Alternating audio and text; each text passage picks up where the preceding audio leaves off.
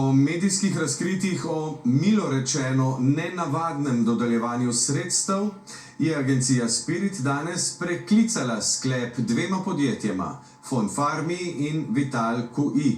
Obe podjetji imata namreč istega ustanovitelja, Tadeja von Horvata, a skupaj pa sta na razpisu težkem 83 milijonov evrov prejeli skoraj 20 milijonov. Obenem je direktor agencije Rok Capelj gospodarskemu ministru Hanu danes ponudil svoj odstop.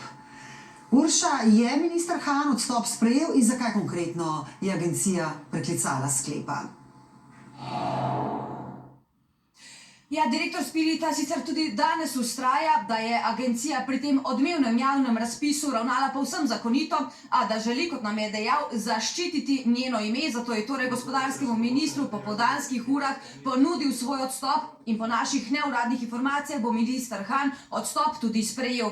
Prav zaradi medijskih razkritij je Spirit v preteklih dneh sicer dodatno preverjal že omenjeni podjetji Fonfarma in Vital QI, podjetji, ki imata skupaj torej le peščico zaposlenih, sta pa na tem javnem razpisu uspeli dobiti neverjetnih 20 milijonov evrov. Najbolj sporno pa gre za podjetji z istim ustanoviteljem, ki pa je podjetje Vital QI le mesec dni pred objavo razpisa preimenoval in prepisal na svojega svaka. No in prav to je tudi osnova za preklic sklepa o dodelitvi teh evropskih milijonov, nam je pojasnil Capelj. Na razpisu so morali namreč vsi prijavitelji podati tudi izjavo, da medsebojno niso povezani, kar po tem primeru torej ne drži. Minister Han je sicer že pretekli teden odredil tudi notranjo revizijo razpisa.